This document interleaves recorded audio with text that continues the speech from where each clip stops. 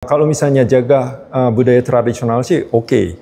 Nah, tapi di situ kita harus seleksi apa yang bagus, ada yang kurang bagus harus dibenarkan gitu.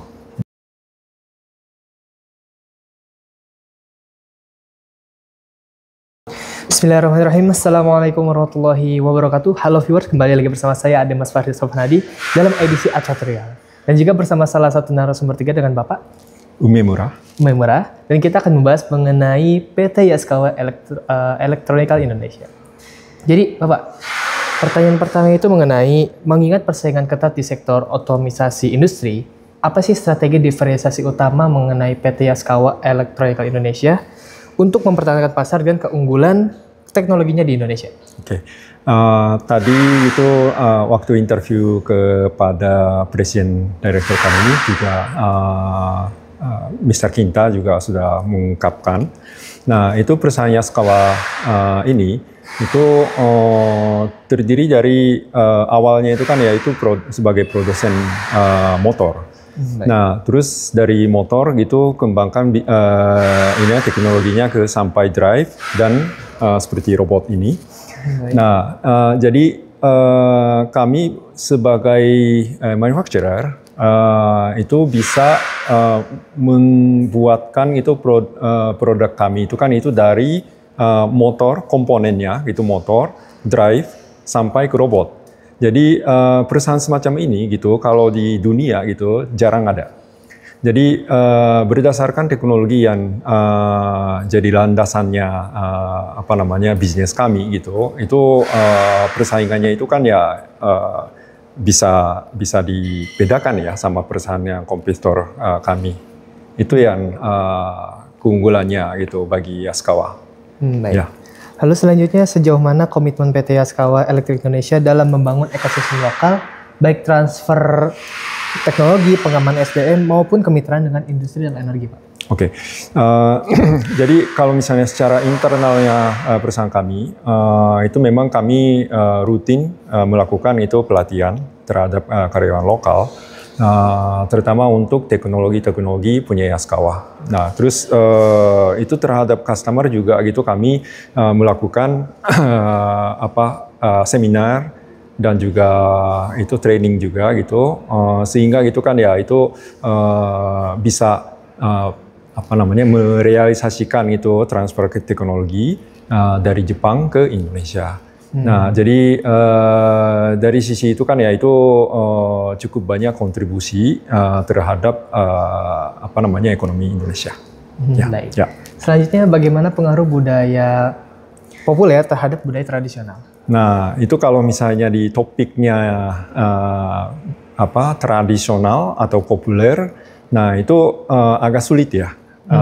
Kalau dibedakan itu apa yang tradisional. Nah, yang penting itu kalau menurut saya ya, itu yang penting itu kalau misalnya budaya Indonesia gitu, yang tradisional, yang banyak positifnya gitu, itu kita harus jaga. Tapi kalau misalnya suatu budaya gitu yang bersifat negatif gitu, itu dimusnahkan saja gitu, diperbarui gitu maksudnya, diperbaiki. Jadi kalau misalnya jaga budaya tradisional sih oke. Nah, tapi di situ kita harus seleksi apa yang bagus, ada yang kurang bagus harus dibenarkan gitu. Ya. Lalu apakah globalisasi mengancam keberadaan budaya kita, Pak? Kalau globalisasi, kalau melihat dari pandangan saya gitu, itu kalau Indonesia itu kan ya itu punya ciri khas. Maksudnya gitu budaya Indonesia itu kan cukup kuat.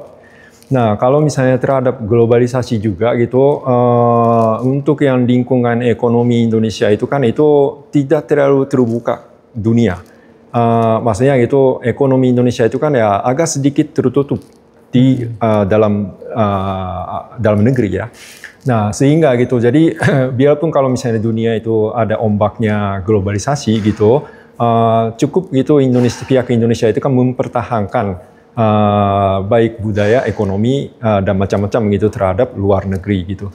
Makanya jadi pengaruhnya sih ada, tapi mungkin tidak terlalu besar gitu kalau menurut pandangan saya ya. Yeah. And then I will give you last question ya.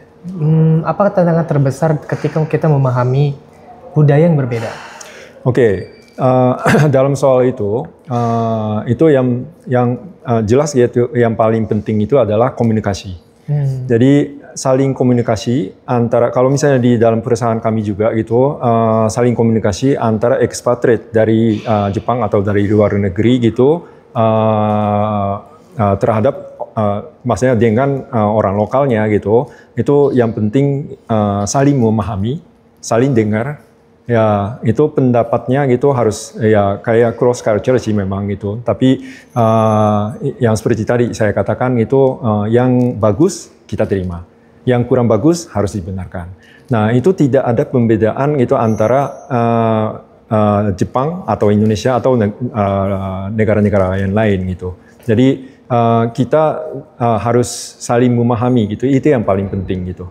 Menurut pendapat saya ya. Oke. Baik teman-teman, begitu berikutlah, Masya Allah luar biasa pembahasan dari Bapak. Ya, Umemura. Ya. Umemura mengenai PT Yaskawa Electric Indonesia. Dan juga teman-teman jangan lupa untuk like, subscribe, dan share video ini agar kita semakin semangat untuk terus berkembang dan mengupload video-video selanjutnya. Kita akan bertemu di lain video. Assalamualaikum warahmatullahi wabarakatuh. Waalaikumsalam.